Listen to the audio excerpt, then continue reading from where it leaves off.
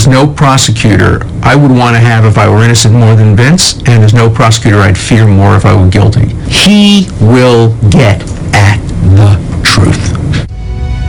My legacy, for whatever it's worth, is on the line here. And I can tell you I would not be doing what I'm doing unless I'm very confident that under the law, he's guilty of murder and should be prosecuted. And I think the question is, can a president be prosecuted for activities undertaken while in office? I mean, that's the opening question. And I think the answer to that is very simple, and it's yes. Unless this nation is about to be attacked, you don't go to war without telling the people whose daughters and sons are going to die in a foreign land why you're going to do it. My son died in the middle of these people's decisions. Losing a child is just something that I'd never dreamed would happen. We all can do something about it. And we all should.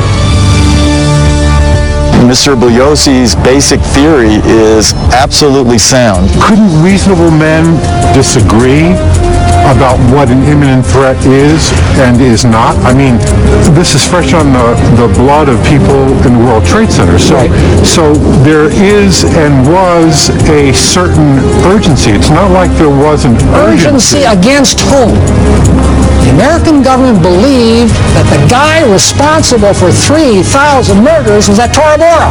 Do you know how many soldiers George Bush sent? Not enough. No, you're wrong. Not one.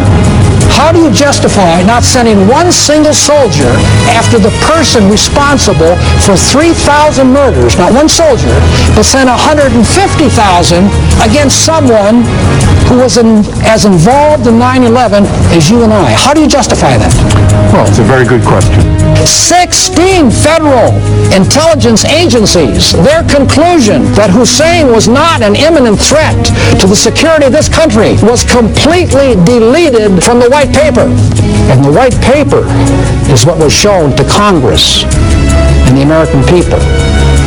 And after 731 inspections, they found no weapons of mass destruction in Iraq.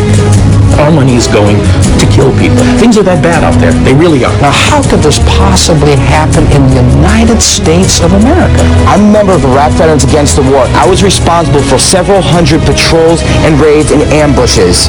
And anytime we got pissed off, we took it out on innocent people. And as many veterans there are standing up and speaking out and throwing down their arms against this war, the civilian movement needs to back them up on it as well. This is reality. This is real.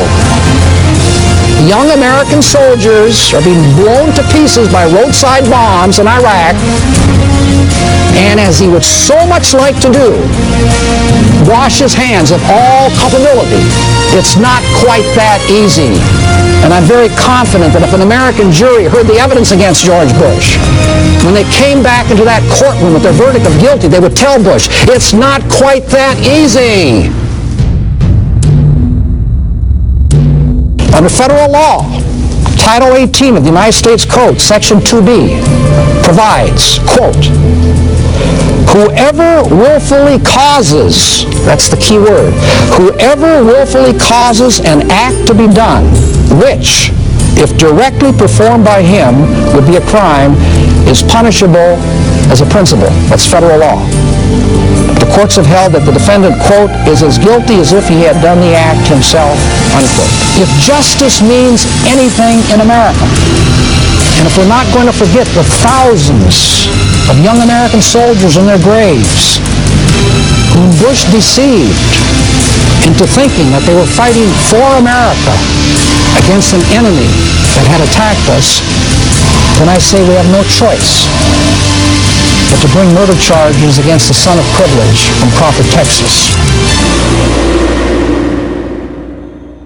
All I need is a grand jury of some little town in America, and all of a sudden things are going to change very quickly. Take my word for that.